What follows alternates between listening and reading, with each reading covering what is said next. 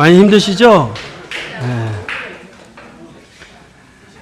저희야 돌아가면서 강의하지만 여러분들 계속 앉아 계셔야 되잖아요. 그렇죠? 힘드시죠? 네. 우리 서로에게 응원하는 인사를 하겠습니다. 샬롬. 네, 가장 좋은 인사예요. 평안하십니까? 이런 평강을 빌어주시기 바랍니다.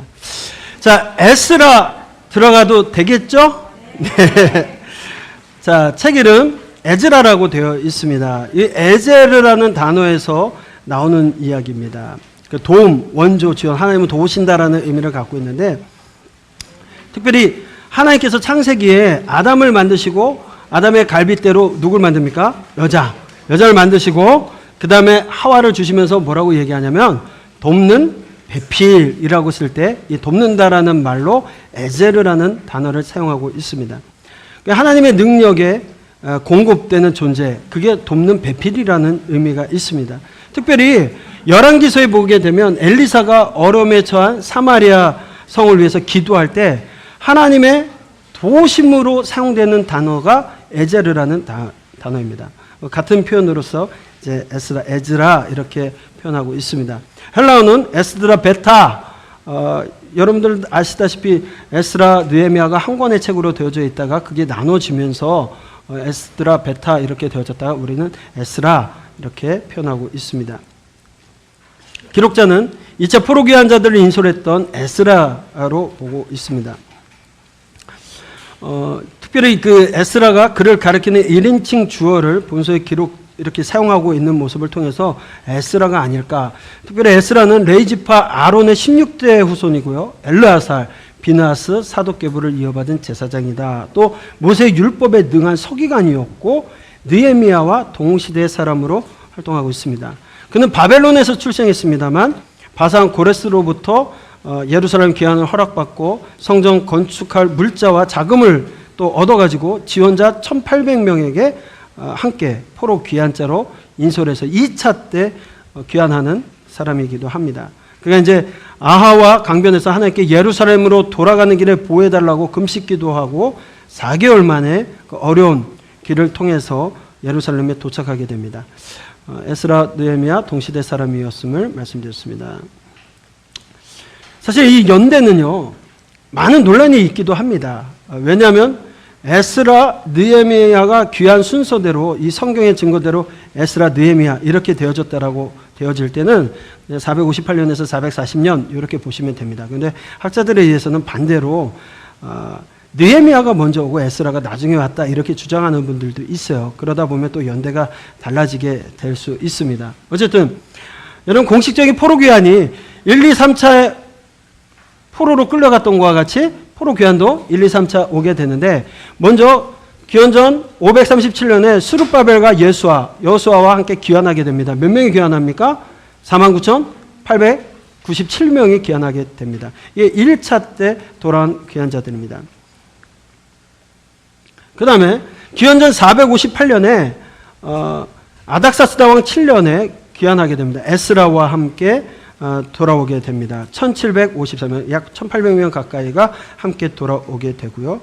마지막으로 3차 때는 현재 444년에 느헤미야가 인도에서 오게 되고 얼마큼의 사람이었는지는 함께 볼 수 있습니다. 그 다음에 느헤미야 기록 이후에 약 한 10여 년 뒤에 말라기가 활동했던 것으로 보여지게 됩니다. 역사적인 배경은 아까도 살펴본 것처럼 고레스 원년에서부터 아닥사스다 1세의 통치 시대를 이야기하고 있습니다. 이 시간에 예레미야 선지자의 예언 70년의 포로 귀환이 성취되어서 이제 3차에 걸친 포로 귀환 과정들이 설명되어지게 되고 또 학개, 스가랴, 에스더, 느헤미야 아까 표를 보면서 잠깐 말씀드린 것처럼 관계 속에서 기록되어졌다. 그리고 성전 건축이 시작되었고 또 중단되었다가 다시 완성되어지는 과정을 이야기하고 있습니다. 또 율법 낭독과 백성들의 영적 또 사회적 개혁에 대한 그런 관계 속에서 그런 배경 속에서 기록되어지고 있습니다. 기록 목적입니다. 1차적으로 포로 귀환과 파괴된 예루살렘 성전 재건과 과정을 기록하고 있습니다. 하나님의 율법을 중심으로 백성들의 영적 또 도덕적 사회적 개혁을 돕기 위해서 기록되어진 부분도 있습니다. 70년의 포로 생활이 끝나고 나서 약속의 땅으로 돌아왔고 하나님의 약속이 성취된 것을 기술을 하는데 그것을 이제 두 번의 포로 귀환을 가지고 설명하고 있습니다. 1차 포로 귀환에서는 특별히 스룹바벨을 통해서 방해 세력에도 불구하고 제2성전을 다시 지어서 하나님께 봉헌하는 일들이 기록되어져 있고요. 2차 포로 귀환 때는 학사 에스라를 통해서 율법을 낭독하고 또한 그 가르침을 통해서 백성들을 영적으로 도덕적으로 사회적으로 개혁하고 있는 모습들이 보여지게 됩니다. 거기에 또 지속적으로 나오는 게 타민족과의 통혼에서 백성을 정화시키는 일에도 뼈를 깎는 아픔을 가지고서 개혁을 이뤄나가고 있습니다. 여러분 한번 보십시오. 왜 역대기에서도 지속적으로 이야기했던 게 왕들이 범죄했던 이유가 무엇이었냐? 이방 여자를 아내로 두었고 이방 여자인 어머니를 두었기 때문에 왕들도 타락했다라고 이야기했습니다. 그러나 하나님의 성전이 다시 재건되어지고 그곳에서 예배하는 자는 모두가 하나님의 온 이스라엘로 통치되어지는데 왜 이방인이라고 해서 여기서 보게 되면 개혁하는 모습 보면 이방과 통혼했던 사람들 다 갈라놓고 하는 모습들을 보면 뭔가 좀 다르지 않습니까? 뭔가 이상하지 않습니까? 그들이 만약 예배 백성이라면 그들도 하나의 온 이스라엘이 돼야 되는데 사실 그 배경 속에 이방인과 통혼했던 이유는 같이 예배드리려고 통혼한 게 아닙니다. 그 지역에 가보니까 지금 먹고 살 수 있는 게 없어요. 성전 짓다 보니까. 뭐 아무것도 없는 상황에서 거기 살고 있는 사람들 보니까 잘 살고 있거든요. 그러니까 조금이라도 아니란 생각, 자기를 위해서 결혼하게 되었고 예배와 상관없이 지금 하나님께서는 70년의 포로기 이후에 하나님과의 관계를 다시 형성해가는 그 과정에 그들이 생명 걸고 지켜야 되는 건 예배입니다. 성전 회복되어지는 하나님이 회복되어지는 하나님과 관계가 회복되어지는데 이방인과 다시 통혼하면서 우상숭배의 문제들이 발생하게 되는데 거기에는 누가 앞장을 서고 있느냐? 제사장과 레위인들도 앞장서고 있다는 겁니다. 그런 과정 속에서 에스라가 그렇게 눈물로서 기도하고서 얘기하고 느헤미야가 그렇게 갈라서게끔 만드는 이유가 그런 배경을 갖고 있다라는 거죠. 결국 나중에 보면 말라기 선지자가 외치는 것도 동일한 얘기입니다. 성전이 완공되고 시간이 지났음에도 불구하고 그들이 동일하게 하나님 앞에 형식적인 제의를 드리고 제사를 드리고 여러분들 말라기에서 나오는 11조 얘기는 뭐냐? 레위인과 제사장들이 살아갈 수 있는 기반을 다 끊어놓고 그들이 먹고 살기 위해서 나가고 하는 그런 엄청난 일들이 있었기 때문에 하나님 그거 경계하시고자 말씀하시는 내용들은 아니겠어요.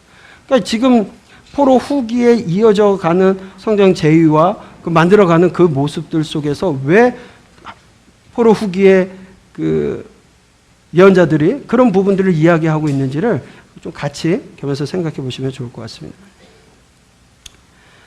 에스라는요, 10장으로 되어져 있습니다. 왜 10장입니까? 따라해보세요. 열공하기.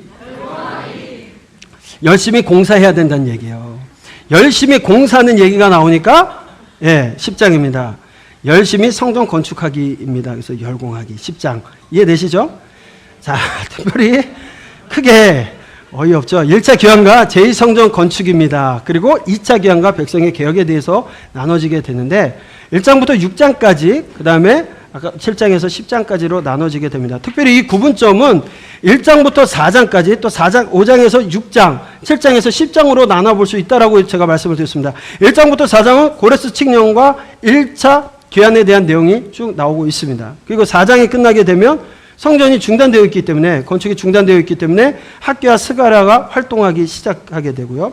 5장과 6장은 성전을 짓게 되고 또 다시 완공되어서 봉헌하는 이야기가 나옵니다. 그 이후에 역사 진행 가운데 에스더 이야기가 나오게 되고 7장부터 10장까지는 에스라의 2차 귀환과 율법 낭독하게 되고 백성들이 개혁하는 이야기가 등장하게 됩니다. 전체 틀 보시면서 여러분 기억하시면 좋겠습니다. 먼저 1차 귀환 제2성전 건축입니다. 1장은 고레스의 칙령과 스룹바벨 1차 인솔자로 1차 포로 귀환 상황에 대해서 설명하고 있습니다.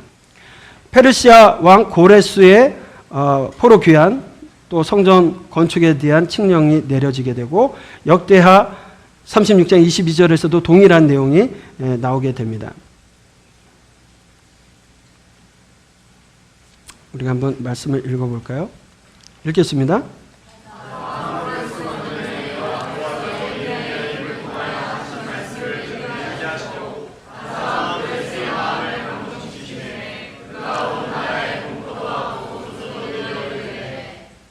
네, 70년간의 바벨론 포로 예레미야에게 약속하셨던 것 그 뜻을 이루시기 위해서 하나님께서 바사왕 고레스 원년에 그를 감동해서 보내시게 됐는데 여기 보시게 되면 이스라엘 하나님은 참 신이라. 지금 누가 얘기하는 겁니까? 고레스. 왜 나라가 멸망했습니까? 여호와가 하나님이시여 참 신인지 몰랐기 때문에 나라가 멸망했는데 다니엘서에서도 마찬가지고 그 열국의 왕이었던 그 시대를 차지하고 있었던 황제라고 할 수 있는 그 왕들이 지금 여호와 하나님을 갖다가 참 신이시라고 고백하고 있는 겁니다. 그러면서 유다 예루살렘으로 올라가서 하나님의 성전을 건축하라. 그는 살아계신 하나님이시다라고 말하면서 흩어진 백성들, 그 남아있는 백성, 갇혀서 흩어져 있던 그 백성들이 몸을 어디에 있든지 간에 돈으로 후원하라. 이런 이야기들을 하고 예물을 기쁘게 드리라고 조서를 내리게 됩니다.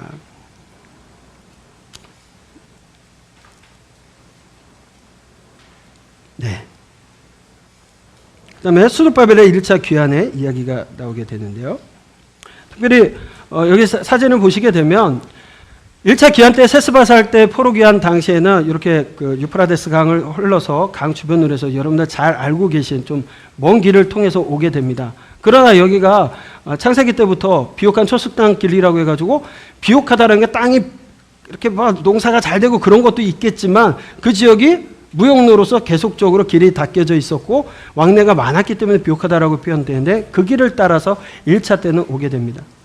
그리고 나중에 이제 보게 되면 에스라와 느헤미야 2차, 3차 때는요 그 길이 아닌 다듬물로 해가지고 돌아오는 길은 짧지만 굉장히 길은 험한 겁니다. 1차 때보다 험하게 된 그 길 가지고 돌아오게 됩니다. 바벨론 포로 기간 이 부분은 한번 보고 가야 되는데요.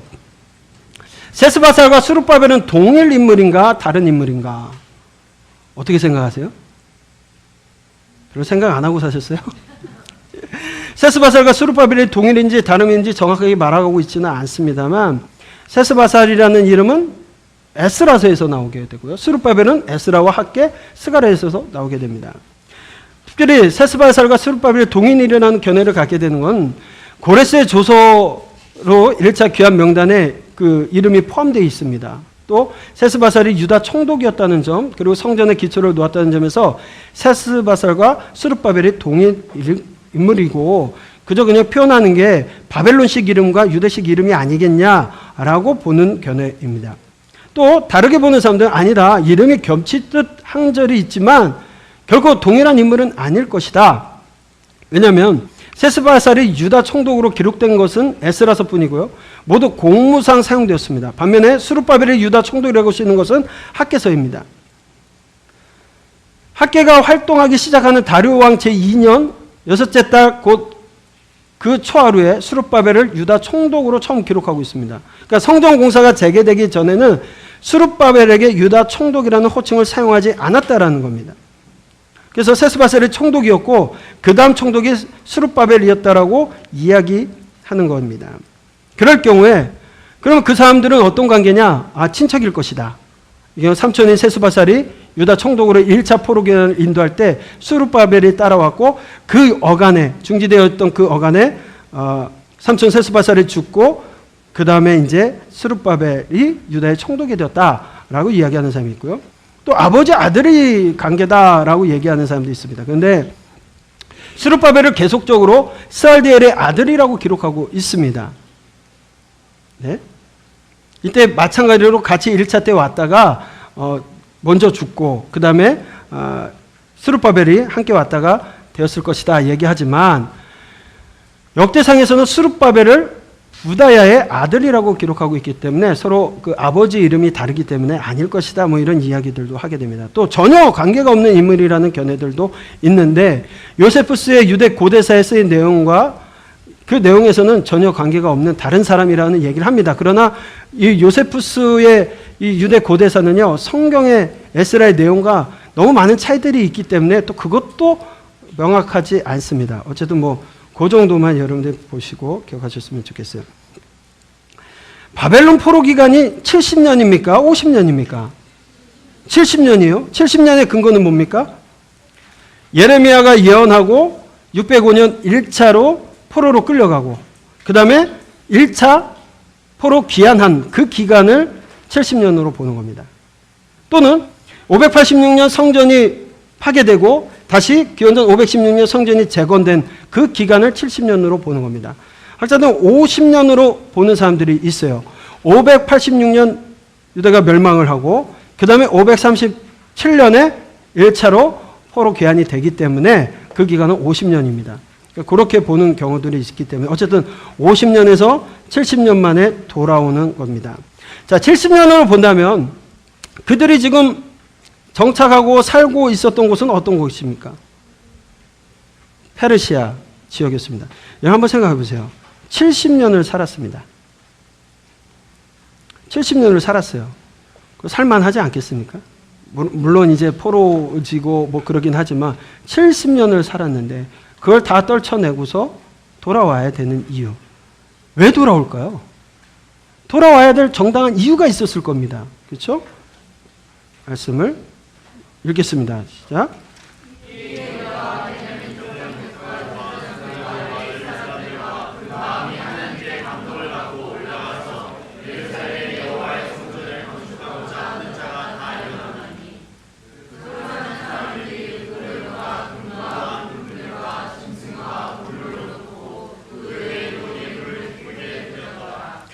네, 포로 귀환해서 돌아와야 되는 사람들의 그 상황, 예루살렘의 상황을 보게 된다면 모든 것이 좋지가 않았습니다. 유대 땅은 황폐했고 이방인들이 들어와서 약탈하는 그 이방 민족들이 있었기 때문에 상황이 그리 좋지 않습니다. 그럼에도 불구하고 그들은 돌아옵니다. 한 가지 목적 때문에 성전을 짓겠다는 거. 여러분 끌려갈 때도 험난한 길을 갔지만 돌아오는 길은 약 1200km 가까운 그 길을 정말 험한 길을 걷는 겁니다. 당시의 교통수단이 뭐였습니까? 예, 대다수는 걷는 겁니다. 조금 저기 하면 요즘 무서워하는 약대를 타고 오는 겁니다. 그렇죠? 그렇게 타는 겁니다. 그거 외에는 없었습니다. 그렇게 해도 그들이 돌아오는 겁니다. 이 장에서는 귀환한 명단들, 뭐 하려고 귀환했다고 했습니까? 성전을 재건하기 위해서. 2장에서 성전 건축을 목적으로 귀환한 사람들의 명단이 나옵니다. 2장에서도 나오고요. 8장에서도 또 한 번 나옵니다. 2차 포로 귀환의 명단이 나오게 됩니다. 2장에서는 1차 포로 귀환의 명단, 8장에서는 2차 포로 귀환의 명단이 나옵니다. 1차 귀환자는 스룹바벨을 인도하여 이루어지게 되는데 이스라엘 백성들의 자손들, 제사장들, 레위인들, 성전에서 일하는 노예 계급이었던 느디님 사람들, 또 솔로몬의 신복의 자손들, 또 일반 백성들 해가지고 42,360명과 또 조상을 알 수 없는 잡다한 유다 집단 거주에 속해 있던 사람들, 그리고 남종과 여종, 노래하는 남녀들 합쳐서 49,897명이 돌아오게 됩니다. 자, 근데 왜 성경에서 특별히 이 숫자들을 왜 기록하고 있을까요? 하나님께서 창세로부터 지금까지 계속적으로 우리에게 원하신 게 뭐라고 했습니까? 우리가 동행, 동호, 함께 하고 싶었습니다. 처음엔 에덴에서, 그 다음엔 제단을 통해서, 그 다음엔 광야 40년 동안에는 성막, 그리고 나서는 성전이 세워지고 성전에서 만나기를 원하셨어요. 하나님께서는 계속해서 함께 하고 싶은데 이스라엘 백성은 떠나갑니다. 예언자들을 통해서 돌아오라고 합니다. 아니, 어떻게 표현하면, 어떻게 얘기하면 저들이 하나님의 사랑을 알까? 하나님께서 고민하시면서 남녀 간의 사랑으로, 또 부모와 자식 간의 사랑으로 이야기하면서 지속적으로 돌아오라고 하지만 이스라엘 백성들 그냥 둥지를 떠나버리듯이 하나님을 떠나서 돌아오지 않습니다. 결국 흩어버리셨습니다. 하나님께서 이름을 두시겠다라고 했던 거룩한 성전마저도 무참하게 이방인들의 손에 의해서 파괴되었습니다. 그런데 그렇게 지났던 70년의 세월 이후에 하나님의 성전을 건축하겠다라고 아무것도 없는 초토화된 그 땅에 자기들이 지금 살고 있었던 배경 모든 것들을 내려놓고 돌아오는 사람들이 있었다라는 겁니다. 하나님의 마음이 얼마나 흡족하셨을까요? 하나님께서 굳이 이 사람들의 명단을 몇 명인지까지도 왜 이렇게 남기셨을까? 아마도 이 귀한 자들은 하나님의 마음을 시원케 해준 주인공들이었을 것입니다. 그러기에 이들이 어떻게 하나님의 마음을 존귀하게 여겨졌기에 그 이름과 숫자가 기록되었는지 우리는 조금이나마 살펴볼 수가 있는 겁니다. 3장에서는 성전 건축이 시작됩니다. 읽어보겠습니다.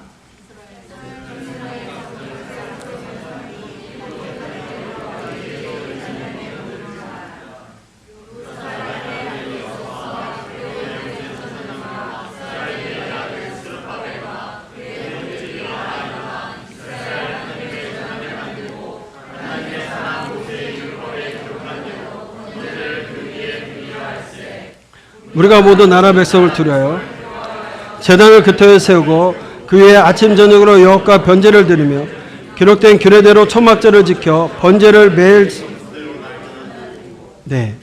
돌아온 백성들이 정착하여서 드디어 여호와의 번제를 드리고 초막절을 지킵니다. 적어도 50년 내지는 70년 만에 드린 제사입니다.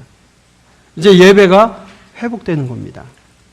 바알과 아세라 등 수많은 우상들을 섬기다가 징계의 매로 결국 포로로 끌려갔다가 돌아와서 제사를 통해서 하나님과의 관계가 회복되어지고 있는 겁니다. 그리고 나서 2년 2월 도착한 지 2년 2월 본격적으로 여호와의 성전이 건축되어지게 됩니다. 읽겠습니다.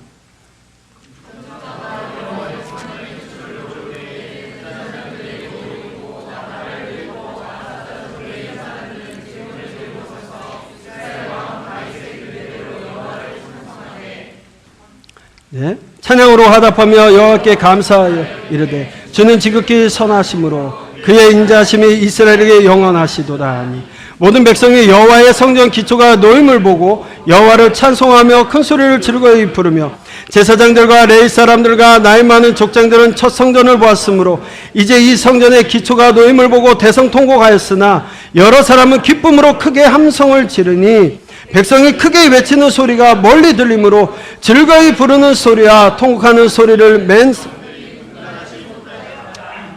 떨어졌네요. 네. 아니, 솔로몬의 성전을 보았던 사람들, 그분들은 돌아와서 나이 많은 분들이겠죠. 돌아와서 그 모습을 보면서 얼마나 가슴이 아팠을까.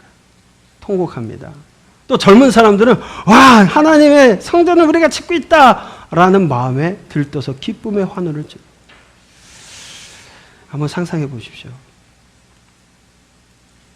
과거 솔로몬의 성전 지을 때는요, 하나님께서 또 솔로몬 다윗을 통해서 레바논에서 요바까지 백의 항목이 들어오고 또 돌도는 전문가, 나무를 자르는 전문가 많은 사람들 준비하셔서 성전을 거룩하게 하셨습니다. 재정도 충분했고요. 그런데 지금 돌아온 모습은 사실 정말 비교되기 어려운 만큼의 이야기일 겁니다. 그런데 그조차도 방해자들에 의해서 중지가 됩니다. 읽겠습니다.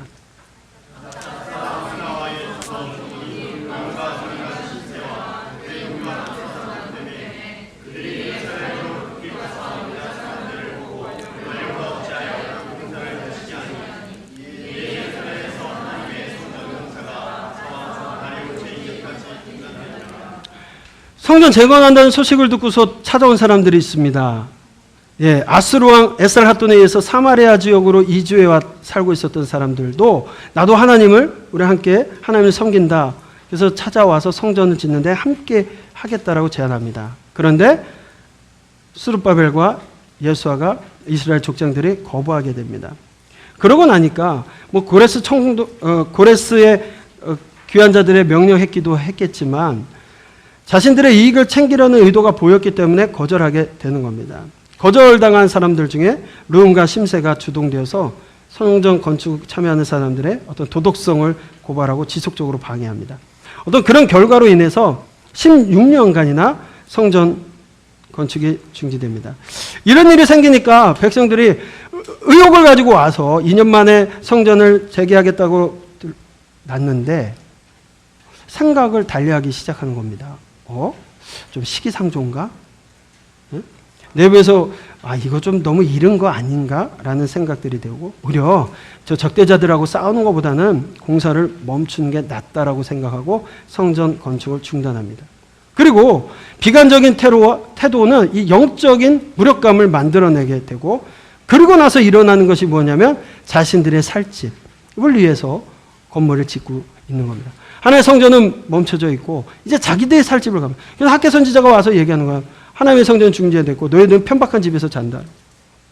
자기들을 위해서 이제 먹고 살 일들의 이야기를 하고 있는 겁니다. 그렇게 시간이 16년간 지나가면서 다리오 2년까지 공사가 멈추게 되었습니다. 그래서 누굴 보내십니까? 학개와 스가랴를 보내게 되는 겁니다.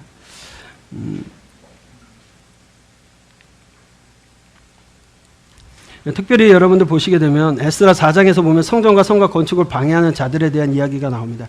이 내용을 보다 보면 연대가 좀 맞지 않는 이야기들이 나오게 됩니다. 7장에서 나와야 될 왕의 이름이 먼저 나오게 되는 이야기들이 나오게 되고 그렇습니다. 특히 스룹바벨과 아수에르 왕 그리고 아닥사스다 왕 때 있었던 방해 사건들을 기록하고 있는데 연대적으로 보이지만 아수에르 왕과 아닥사스다 왕의 기록이 스룹바벨과 다리오 왕 사이에 위치함으로써 굉장히 4장과 5장 사이에 위치함으로써 이게 여러 가지 논쟁의 원인이 되기도 했습니다.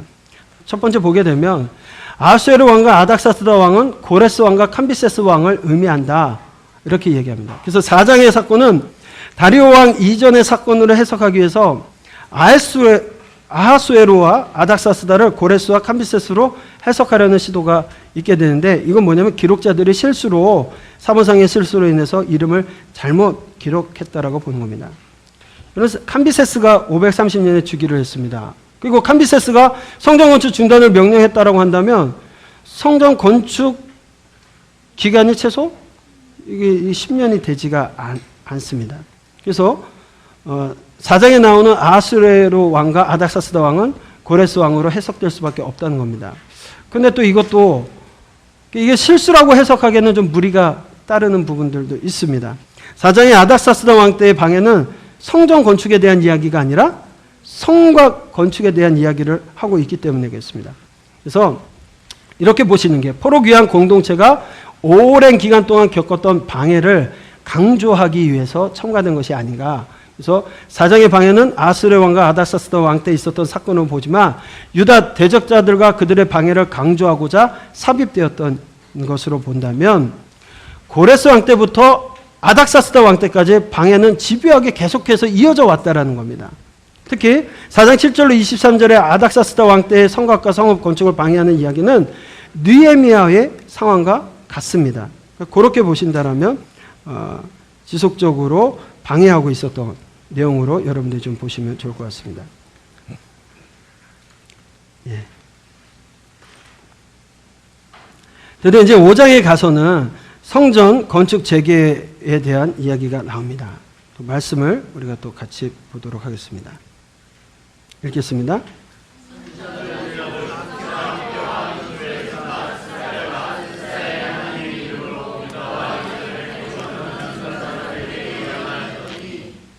네. 살디엘의 아들 스룹바벨과 요사닥의 아들 예수아가 일어나 예루살렘에 있던 하나님의 성전을 다시 건축하기 시작하며 하나님의 선지자들이 함께 있어 그를 돕더니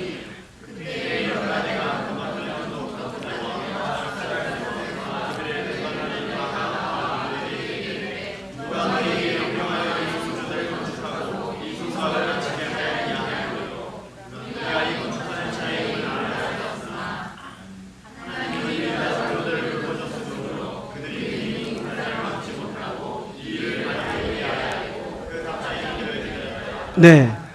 그러니까 4장까지 얘기가 지나고서 5장에서는 바사 왕이 고레스 왕에서 캄비세스, 스메르디스 지나서 다리오 왕으로 바뀌는 상황이었습니다. 중단되었던 성전 건축이 다시 재개하라는 왕의 조서가 있기도 전에 학개와 스가랴 선지자가 뭐 했습니까? 성전을 재건하라고 이야기합니다. 예언했습니다. 그러자 스룹바벨과 여호수아가 일어나서 성전 건축을 다시 시작합니다.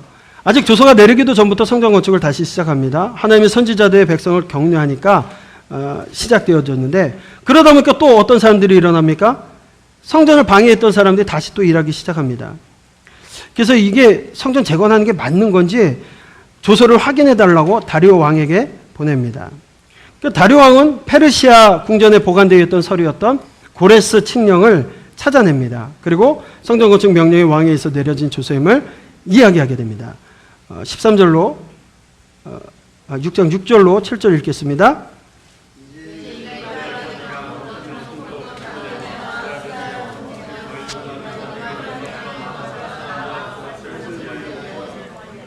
하나님의 성전 공사를 막지 말고 유다 총독과 장로들이 하나님의 이 성전을 제자리에 건축하게 하라. 네. 드디어 다리오 왕의 조서가 내려졌습니다. 그래서 성전 건축이 사실은 방해자들이 성전 건축을 방해자들이 그걸 확인하려고 했더니 확인이 되어지고 결국은 막지 말고 제자리에 성전을 건축하라라고 조서를 내리는데, 그 이후에 얘기되어지는 게 만약에 그것을 방해하는 사람은 무서운 벌을 받게 될 거라고는 엄한 명령도 함께 내려보냅니다. 그래서 성전에 필요한 경비들을 왕국에서 공급해 주겠다라는 약속을 하고 제사를 필요한 것까지 공급해 주기로 이야기합니다. 단 왕실의 후원 조건이 왕과 왕자들의 생명을 위해서 기도해 달라는 조건을 붙여서 그렇게 되어집니다. 드디어 다리오 왕의 조서가 내려지면서 성전 건축이 신속하게 이루어집니다. 13절로 15절 읽겠습니다.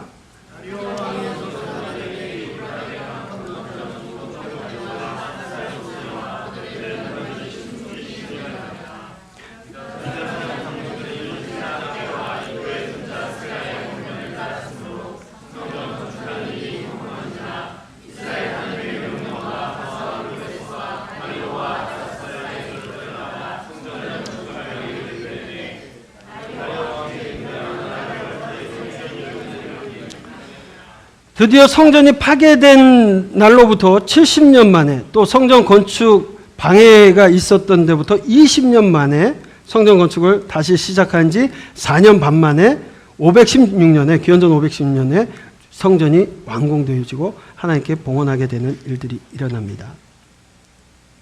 그리고 유월절 기념을 하게 됩니다. 읽겠습니다.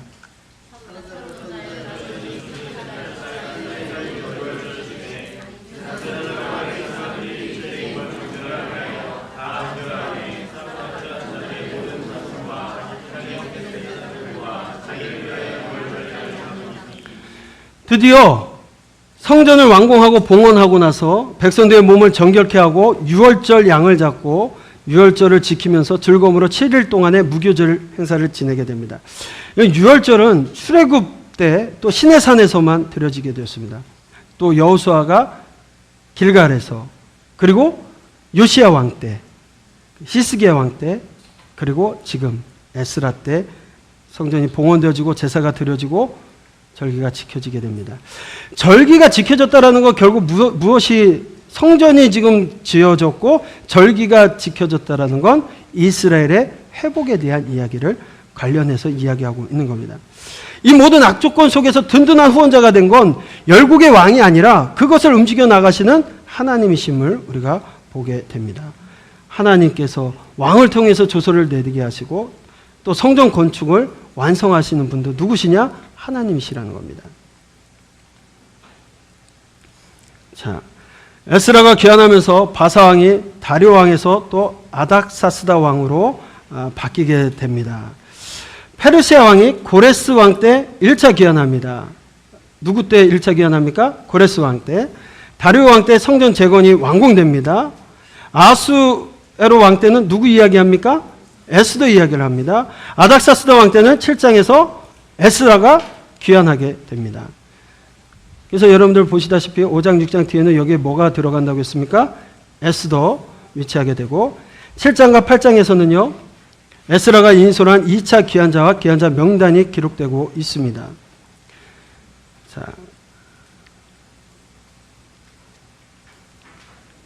말씀을 한번 읽겠습니다.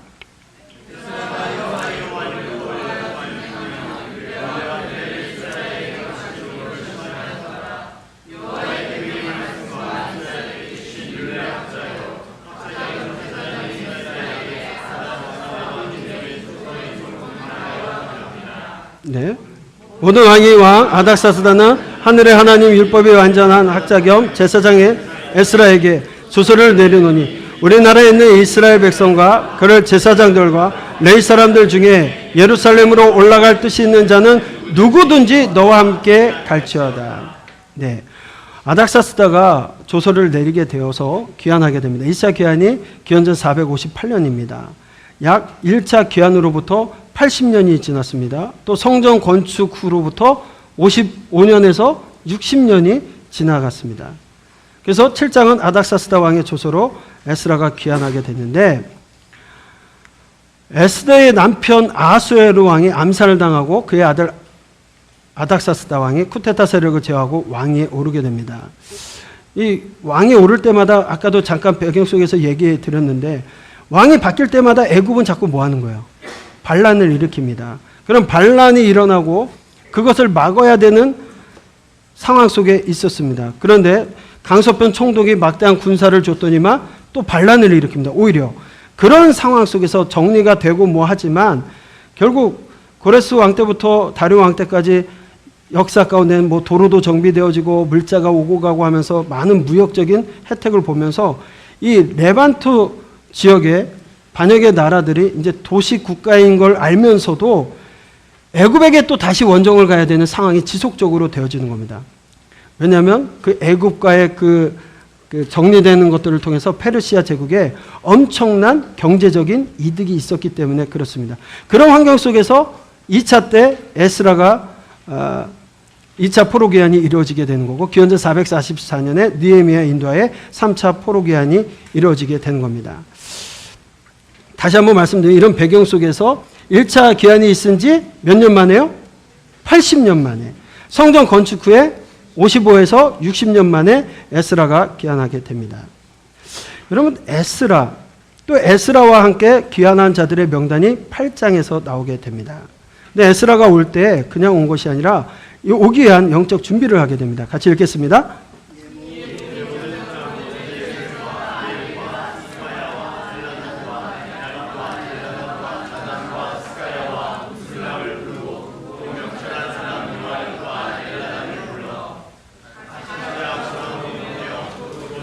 이또에게 나아가게 하고 이또와 그의 형제 곧 가비사 지방에 사는 느디님 사람들에게 할 말을 일러주고 우리 하나님의 성전을 위하여 섬길 자를 데리고 오라 하였더니 우리 하나님의 선한 손에 도심을 입고 그들이 이스라엘의 손자 레위의 아들 말리아의 자손 중에서 한 명철한 살마를 세레바야 그의 아들 형제 18명과 아샤바 무라리 자손 중 여샤야와 그의 형제와 그의 아들들 20명을 데려오고 그때 내가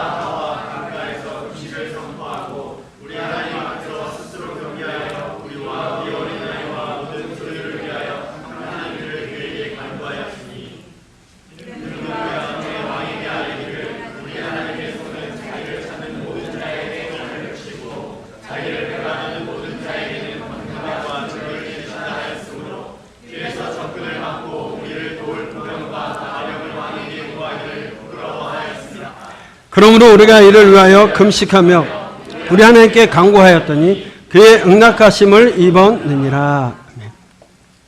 에스라는 귀한 자를 모집하는 중에 이 성정 제사를 감당할 레위인들을 찾았지만 별로 없었던 걸 알게 됩니다. 그래서 귀한 후에도 중요한 것은 예배이고 또 제사를 돕고 율법을 가르칠 영적 리더들이 필요했는데 그들이 있어야 귀환하는 목적을 이룰 수 있었기 때문에 그는 아화가 강에서 금식을 선포하게 되고 스스로 겸비하여서 또 금식 기도를 드린 후에 하나님의 응답을 받게 됩니다. 에스라의 본격적인 귀환 준비를 하지만 그 길이 쉽지는 않았습니다. 에스라가 먼저 왕과 방백들과 백성들이 하나님의 성전을 위하여 드린 보물들을 제사장들에게 맡기고 귀환길로 오게 되는데 이 귀환길에 예루살렘의 귀환 8장에 보면 쉽지가 않았습니다. 대적들이 길에 매복도 하고 있었고 하나님의 손에 도우심이 없으면 굉장히 어려운 길을 올 수밖에 없는 이 바벨론 땅을 떠나온 지 4개월 만에 순탄하진 않지만 그 길을 걸어서 도착하게 됩니다. 그러나 그것이 다 누구의 도움이었다? 하나님의 전적인 도우심을 받고 오게 됩니다. 그리고 2차 귀환자들은 예루살렘에 이르러서 대적의 위험에서 벗어나 무사히 귀환하도록 인도하신 하나님 앞에 헌신을 다짐하면서 번제를 드리게 됩니다. 자, 9장 10장에서는요 백성들의 개혁에 대한 이야기를 하게 됩니다. 아까도 잠깐 말씀드렸지만 백성들이 통혼의 문제를 가지고 있었습니다. 이 9장과 10장은 에스라가 백성들의 이방인과의 통혼을 개혁하는 과정들이 설명되어지고 있는데 당시에 큰 문제가 그곳에 있었던 가나안 7족속들과의 통혼의 문제였습니다. 1차 귀환 후에 성전은 지어졌습니다. 건축되었지만 율법을 가르치는 지도자가 없었던 것인지 아니면 자기 일들 거기에 또 백성들이 빠져 있었던 건지 여러 가지 일들로 인해서 모세의 율법에서부터 금했던 통혼을 하고 있었습니다. 아까도 말씀드린 것처럼 그들의 정체성은 하나님을 예배하는 백성이요 또 하나님 앞에 들어가야 되는 백성들인데 그들이 자꾸 이방 여인들과 통혼하면서 어떤 문제가 생기냐면 우상들 포로 귀한 자들은 우상에 대해서 해결이 된 것 같지만 다시금 또 그러한 환경 속에 들어가면 어쩔 수 없는 거예요. 하나님을 온전히 섬겨나갈 수 없게 되는 겁니다. 근데 그들이 바로 우상 숭배와 연관이 있었기 때문에 그렇습니다. 여러분 잘 아시다시피 출애굽기에서 보게 되면 시팀에서 이방 여인과 미혹되어서 이 바알볼 사건이 일어나지 않았습니까? 또 솔로몬 말년에 어떤 모습이었습니까? 거의 성전 옆에 각 부인들을 위해서 만신전을 만들어가지고 거의 그런 일들이 있었습니다. 그런데 문제는 뭐냐면 이렇게 이방인들과 통혼하는 사람들의 대표가 방백들과 고관들이었다는 겁니다. 제사장들고 레위인들도 있고 결국 제사장과 레위인이 타락해버리면 더 이상 국가는 존재하지 않고 성전 예배로서 드려지고 있는 그 제의가 다 어떻게 되는 걸까요? 실패하게 되는 겁니다. 그렇기 때문에 이 부분에서 강하게 이야기하고 있는 겁니다. 특별히 포로 귀한 사람들이 이방인들과 통혼을 하는 것을 가증한 일을 행했다라고 이야기하고 있습니다. 이 종교적 타락으로 이어졌기 때문에 그렇게 됐는데 본문에서는 이 가증한 일로 번역된 히브리어를 보면 토에바, 싫어하다, 혐오하다는 뜻의 단어로 사용하고 있습니다. 이것이 무엇이냐면 우상 숭배와 관련되어져서 많이 사용되는 단어인데 결국 이방 신들을 섬기는 모습으로 전락하게 될 수 있음을 이야기하고 있는. 그런데 왜 이들은 그러면 이방인들과 통혼했느냐? 개역개정에서 보면 그들의 딸을 맞이하여 아내와 며느리로 삼아라고 기록하고 있습니다. 그러나 히브리 원문을 보게 되면 그들이 그 자신들과 그들의 아들들을 위하여 그들의 딸들을 취하였다라고 되어 있습니다. 누구를 위해서입니까? 자신들을 위해서입니다. 이제 하나님을 위해서 살아야 될 사람들이 자신들의 자녀들을 위해서 살아가는 모습으로 전락한다는 겁니다. 하나님의 선문 후 포로지에서부터 돌아와서 이제 하나님의 선민으로 다시 회복되어야 될 사람들이 하나님이 아닌 자기가 주인이 되어서 살아가게 되는 거예요. 그런데 이런 결혼을 이방인들이 주도해서 살아간 것이 아니라 이스라엘 사람들이 주도한 일이었다는 겁니다.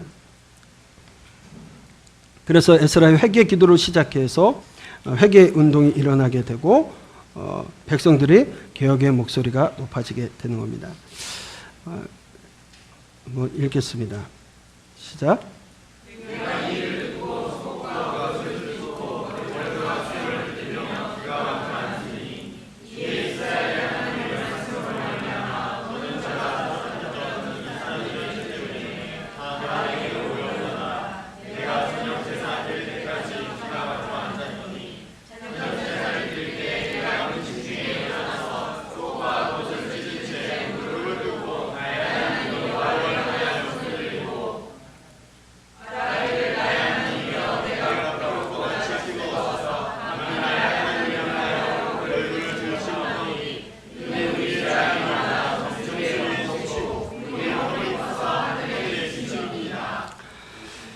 에스라가 회개 기도를 시작하면서부터 지도자인 에스라가 정말 그 상황 속에 하나님을 참아 하나님 앞에 재짓는 모습 때문에 하나님을 바라볼 수 없고 고개 들 수 없는 그 상황 속에서 울며 회개 기도를 합니다. 백성들이 그 에스라를 보고 회개 운동에 동참하게 되어집니다. 그러면서 백성들이 개혁하게 되는 내용들이 일어나게 됩니다. 읽겠습니다.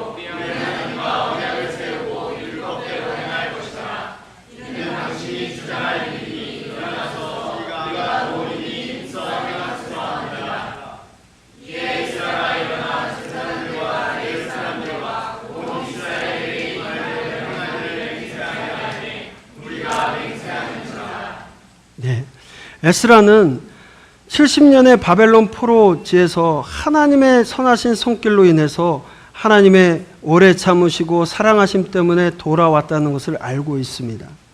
그런데 그 하나님의 사랑이 아니었다면 이미 70년 전에 그 민족은 다 끝났을 수도 있었다라는 겁니다.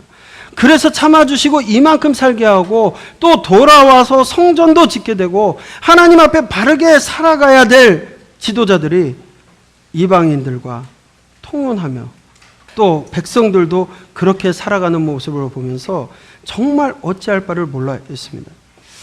그것이 왜 그렇게 되었느냐? 자기들을 위해서 그렇게 되었다라는 것.